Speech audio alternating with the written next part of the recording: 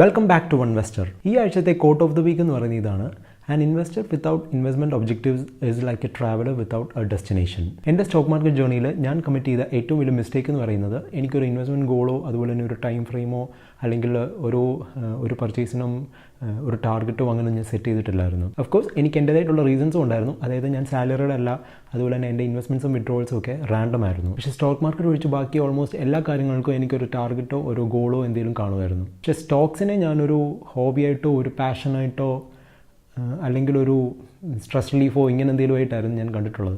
അതുകൊണ്ട് തന്നെ ഞാൻ ഒരു ടാർഗറ്റ് സെറ്റ് ചെയ്തിട്ട് അത് അച്ചീവ് ചെയ്യാനായിട്ട് ഞാൻ ഇതുവരെ ശ്രമിച്ചിട്ടില്ലായിരുന്നു. ഞാൻ നേരത്തെ പറഞ്ഞ പോലെ തന്നെ എൻ്റെ ബൈയിങ്ങും സെല്ലിങ്ങും ഒക്കെ റാൻഡം ആയിരുന്നു. അതായത് എൻ്റെ ഒരു ഫേവറേറ്റ് സ്റ്റോക്ക് എന്നാൽ എനിക്ക് ഇഷ്ടമുള്ള ഒരു പ്രൈസിലോട്ട് എത്തുമ്പോഴത്തേക്കും ഞാൻ ബൈ ചെയ്യുകയും അതുപോലെ തന്നെ ഒരു പെട്ടെന്നൊരു ബൗൺസ് ചെയ്യുമ്പോഴോ അല്ലെങ്കിൽ കുറച്ച് നാൾ ഹോൾഡ് ചെയ്തിട്ട് ഞാനങ്ങ് സെല്ല് ചെയ്യുകയും ചെയ്യാറായിരുന്നു പതിവ്. പക്ഷേ ഈവൻച്വലി ഞാൻ റിയലൈസ് ചെയ്തു, സ്റ്റോക്ക് മാർക്കറ്റിൽ നമ്മൾ എൻ്റർ ചെയ്യുമ്പോഴത്തേക്കും നമുക്കൊരു ടൈം ഫ്രെയിമും അതുപോലെ തന്നെ ഒരു ഗോളും കാണണം, ഒരു ഇൻവെസ്റ്റ്മെൻറ്റ് ഗോളും കാണണം.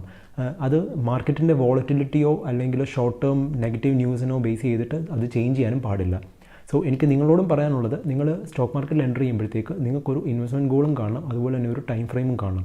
ആ ടൈം ഫ്രെയിം എന്ന് പറയുന്നത് ഷോർട്ട് ടേം ഇമ്പാക്റ്റ് കൊണ്ട് എന്തെങ്കിലും ഒരു നെഗറ്റീവ് ന്യൂസോ അല്ലെങ്കിൽ ആ കമ്പനി ബേസോ അല്ലെങ്കിൽ ഓവറോൾ മാർക്കറ്റിനെ ബേസ് ചെയ്തൊരു നെഗറ്റീവ് ന്യൂസോ എന്തെങ്കിലും വരുമ്പോഴത്തേക്കും അത് ചേഞ്ച് ചെയ്യാനും പാടില്ല. 5 വർഷത്തേക്കാണ് നിങ്ങൾ ഇൻവെസ്റ്റ് ചെയ്യാൻ ഉദ്ദേശിച്ചെങ്കിൽ ആ 5 വർഷം കഴിഞ്ഞിട്ട് നെക്സ്റ്റ് ഡിസിഷൻ എടുക്കാവൂ. ഇന്നത്തെ എൻ്റെ വീഡിയോ ഇൻഫോർമേറ്റീവ് ആയിട്ട് നിങ്ങൾക്ക് തോന്നിയിട്ടുണ്ടെങ്കിൽ എൻ്റെ ചാനൽ സബ്സ്ക്രൈബ് ചെയ്യുക. So good bye until the next video.